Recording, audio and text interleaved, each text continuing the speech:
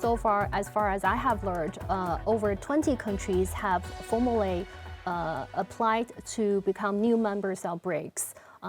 Countries ranging from Latin America to Africa to Middle East, and also Eastern Europe as well. And over 40 nations have expressed their interests in joining the bloc. So that number, a large amount of countries, they're actually wanting to get closer to BRICS bloc, represents what people really want in today's world.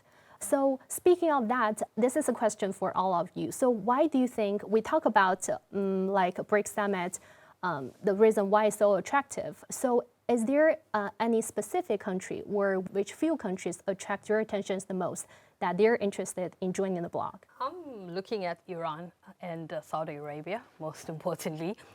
Why Saudi Arabia first? I think it's because of the issue with oil. It's a big producer of oil, and it has always been an ally of, or not maybe always, but it has been an ally of the U.S. And so now what we are seeing emerging is that it's gravitating away from the sphere of influence of the U.S. and now towards BRICS. So that will have an impact on the petrodollar, I feel.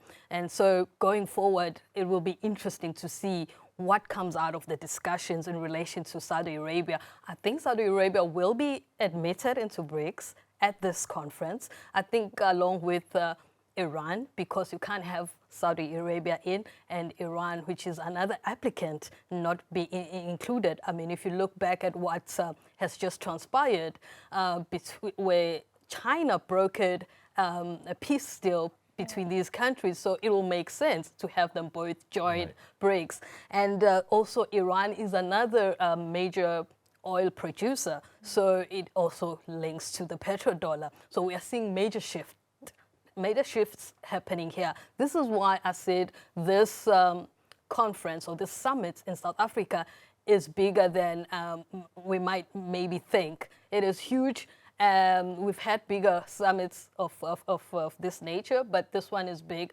because of the implication it has. The discussions or the decisions that will be taken there will have far-reaching implications going, especially the implications will reverberate around the world. And that's why the world is also looking at this conference or this summit, watching closely to see what happens. And the shifts are happening. And China, as well as Africa, Brazil, Russia, and all the countries that are interested in BRICS, they want change. This is what they are screaming or saying. They don't want to continue with the current order where only a few countries are leading the way and also leading the way in terms of benefiting their own interests, you know. And so everyone wants to benefit out of all this cooperation that is happening, and this is what BRICS is offering, and we'll see what comes out of the discussions. And yeah, I'm really excited, as you can see in my face. I'm excited about the prospects of what will come. That's a very excited face indeed that I see over here. But you know, what I would like to add, I don't want to look at any specific country, but I want to underline that you know, I would like to agree with Pearl that we do see a geopolitical shift, so to say. But I'd like to underline that it's not just, you know, 40 countries suddenly pop up, you know, and say, okay, guys, we want to join the BRICS. This process has been ongoing. I want to remember the situation back in China in 2017. Where the BRICS Plus format was announced during the Chinese summit in Xiamen. Back at that time, 35 countries, developing countries, already said, yeah, we're thinking about joining BRICS or closely cooperating with this platform of 5 countries. So even back at that time, you know, 6 years ago, the interest, I say the margin of interest, the amount of interest, right? It was already huge. Back in 2017, we basically began talking about, I mean, since back at that time, BRICS already had 5 countries, and there were 35 countries who say we want to join or cooperate, people started talking about creating the so-called G40 for developing countries. And that's probably that's the road the BRICS is going right now, right? So yeah, I'm excited. I'm quite excited as well to see the development, and I'm pretty much sure that the development will be fast. And this summit in South Africa will be a serious booster for that. But Konstantin, I have a question though. Do you think it will be too fast? Should they not maybe slow down in terms of the expansion? All right, that's the ongoing argument. It's not going on just in BRICS. It goes on in a lot of other international organizations. The point here is, sometimes the intensive and extensive development, they just don't come together sometimes, right? It's either this or that. Because, why? It's quite logical.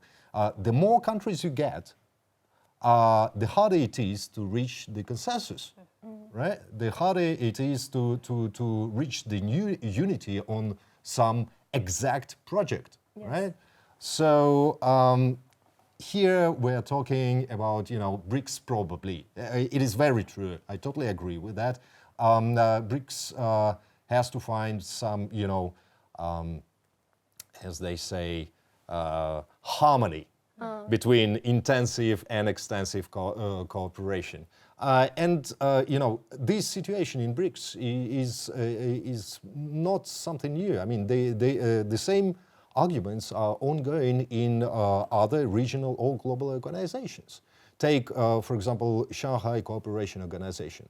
It is expanding right now, but before the very start of the expansion process, there was a very harsh argument between major countries of what should we do first. Should we actually deepen our cooperation, make it more effective, or should we include more countries? Because as we know, the basic principle of Shanghai Cooperation Organization and its decision taking is pretty much the same as in BRICS, which is consensus. And the more countries you get, the harder it is to reach the consensus. So in a lot of organizations like this, you have to find something like a golden middle. Like they say in China, it has to be hexia. Right, very harmonious. You have to find the balance between the extensive and intensive development. So, concerning that point, I don't think that we will immediately get 20 countries joining the BRICS at this summit. Right, probably this process will take some time. Of course, BRICS will expand. It has already expanded once from BRIC to BRICS, right? Yeah. It's a matter of time. Right. It's a matter of time, but surely, we shouldn't speed it up too much, because it actually can influence the effectiveness of the cooperation process within this platform. So, I would like to propose a kind of a counter argument to this. Right. Sometimes the pace, we cannot set it. We have to respond to the geopolitical shifts, because it's shifting way too quickly right now. Because one of the countries that I'm watching, not necessarily included in the 40 applied or informally expressed interest, is France. Earlier this year, I believe the French president, through a middleman or some kind, expressed interest to come to this year's BRICS Summit. I think his foreign minister even shared his availability with the South Africans, but then for some reasons that we don't know of, he called it off. We all can guess what that is. Yeah. But let's be clear, it doesn't mean that BRICS are not welcoming all the other developed or industrialized countries. Yeah, I guess we don't know what's going on behind that, but clearly that shows... I'm sure it's not about the fact that France is a developed country. Because if we look at the further development of BRICS, I think the basic principle of joining the BRICS is not like that you are still a developing nation. Because BRICS as it is, the founder nations of BRICS, they're developing really fast themselves. I'm more than sure that by 2035, China will be acknowledged as a developed nation. What, should it quit the BRICS? Of course not, right? So I think that the basic principle that to join the BRICS, you have to be a developing nation. It's not a basic one. It's not a basic requirement. I think it should be something else. Yeah, and I think in France's case, I don't think it's trying to join because it's whether it wants to be developing or developed nation. I think it just wants to explore alternatives. Like exactly. alternatives. Yeah, that's true. Back it's to a different path yeah. from what it has been working in for decades. So I think that's what brings back to the pace question, the thing. I think, yeah, we're going to have to spend a lot of time discussing the mechanism, discussing how and when should we admit new members. But perhaps sometimes it's up to the whole international community's change. We have to follow that and respond to it. Yeah. France probably listened to Minister Wang Yi, who during his multiple visits to Europe underlined that Europe should try and find its geopolitical autonomy. Or Right. France has been finding it for the France so far. time. So far, France is the most active member of have Western its own community diplomacy. in that respect. Yeah. Yeah. Well, we've been discussing like what benefits this BRICS bloc could potentially bring to developing countries and emerging markets. We've been also talking about the expansion of BRICS. Let's move on to something more leisure. Like we know South Africa, China, Russia, India, Brazil, they have advancement in their tourism sector. So, and also considering like tourism sector plays a very important role in these countries' economic development. So that being said, let's take South Africa for example, because I'm looking at Pearl eagerly. we have learned that actually before the pandemic, say in 2019, around 100,000 Chinese people would travel to South Africa every year. And now after, in a post-pandemic world, they're expected to see that number coming back. So Pearl, for people like from around the world, like who are interested in coming and visiting South Africa, where would you recommend us to go? Well, we have many places in South Africa that people would actually be interested in. We have a coastline that is 2,800 kilometers long, which starts from Mozambique on the east coast, and then it goes around down south and back up on the east coast to where Namibia starts, our neighbor, another neighbor of South Africa. And there you can choose to go to Durban, which is on the east coast if you are into the beach life, you want to relax. And also your hometown, right? My hometown, yes. I'm from the city of Durban. Yes, I was born and raised there.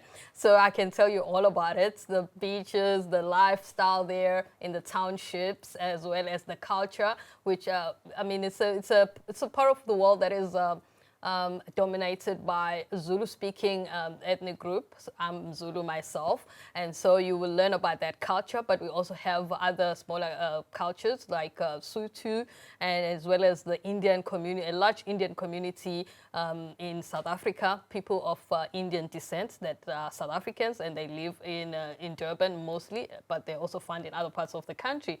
And you can go inland also and enjoy the mountainscape of South Africa. We have beautiful mountains, the Drakensberg mountain, which gets some snow on some days or some seasons. And so you can go and hike up there. If you're not interested in that, you want to go to dip yourself in the Atlantic Ocean, because we have 3 oceans. We have the Indian Ocean on the east coast, and then we have the Southern Ocean on the southern tip of Africa, as well as the Atlantic Ocean. So most people go to the Cape Points, which is in Cape Town on the west coast. That's where they think it's where the Atlantic Ocean and the Indian Ocean clash. Yeah. So people think it's the 2 oceans fighting. I don't know about that. That's romantic, actually. But that part of South Africa draws a lot of tourists, people just coming to see this phenomenon. I don't know if it's true or not, but yeah, you can go there and have your foot in the Atlantic Ocean and another foot in the Indian Ocean. So it's amazing. But yeah, we have 11 official languages, plus the sign language has been added as the 12th language. And so you can learn about all the different cultures that we have. It's a melting pot of cultures. We are known as the Rainbow Nation. That's our nickname as the country. And so you can find Zulus, Xhosas, Pedi, Tswanas. There are a lot of cliques in most of our languages. So you can, most people find that interesting that we can do that. Yeah, that was amazing. So, yeah. One question about that. I'm coming to South Africa. If I don't speak any of these languages but English, will I survive? Oh yes, English is one of our official languages, so it'll be easy for you to travel around the country in all So it's convenient, like exactly in all okay, the provinces. You will be able to get served, get service, and communicate with locals easily and learn about the country and build friendships. People are very warm. Yeah, and you'll enjoy yourself, I think. So another question, the last question for you too. So after listening to what Pearl just said, so how do you think the tourism sector could boost the people-to-people exchanges and also provide economic and employment opportunities to the countries? The logic over here is very simple. Like if we talk about people-to-people exchanges, including tourism, the logic is very simple but very strong, right?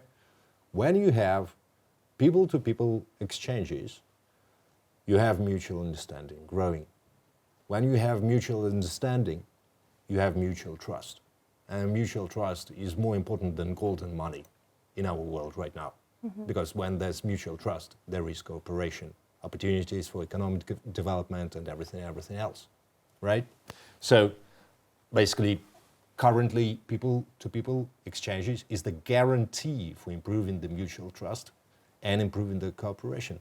That simple logic proved itself totally right. I can give you a lot of examples in bilateral cooperations, or I can give you the vice versa examples why why China can just cooperate with the US right now. There's no trust.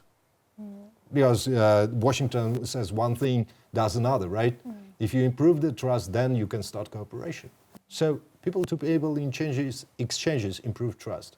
Then you cooperate, then you have your economic benefits and everything else. Yeah, if you have tourism, it's easy for people to go to countries. Like right now, I was talking about people coming to South Africa to witness for themselves what the country is like, and maybe put aside what they always read in the media and so on, and just have that personal experience. That will allow them to interact with locals. There we're having an exchange. If I go to your country and talk to you, I'm learning a bit more about your country and also seeing your country. That's an exchange, because I will go back to my hometown and tell people about what I've witnessed. And it will help promote your culture as I experienced it. And also with the internet and everything that's happening, people post about what they see, and others will love what you post about and want to come to your country. And so, I mean, if I post on Chinese social media platforms, people in China will be interested or will be enticed to go and see what this person is really talking about. I mean, is South Africa really like that? Let me go see for myself. So now there you are now building bridges and encouraging people to reach out, you know, and touch other countries or touch other cultures so that they know and learn, and also teach others about their own countries or about their own cultures. So we are building people-to-people interaction and connection, and that will build even bigger things. Trade. It'll be trade. People will start businesses and start encouraging others to start businesses. And in South Africa, we need a lot of job opportunities. So it will encourage young people to also get involved and start jobs. And maybe, especially the tourism industry, there are a lot of opportunities for small businesses that will, you know, promote the country. So I think that's another opportunity that's opening up with this BRICS Summit. Jiyuan, do you have anything else? Yeah, other than that, might be personally contributing to the tourism income in South Africa sometime soon, I hope. That's also on my bucket list. Yeah. And I think I totally agree with what my colleagues have said. I just want to add that people-to-people exchange, they expose both sides to things that haven't been learned before. As much as we media or social media, TikTok or whatever it is, as much as we post or write up things and post them on the internet, it's not comparable to what we experience in person. I know that really well because I spent nearly a decade in the United States, and now I'm back in China. So I totally understand how actually living among the people or just traveling gives you a totally different impression from what you've read online. It might not be all the good side, but all of those build up your experience and form your perception of the country. Yes. So I think that's incredibly important, and vice versa. They see how you behave in their country and they form perceptions of you and by extension your country. Exactly. Well, those are all very insightful discussion from all of our three great guests today. Thank you all for being part of this great discussion. That was Pearl, Konstantin, and Xu Yawen. So that'll be all for this episode of Chat Lounge. Thank you so much for watching, and we will see you next time.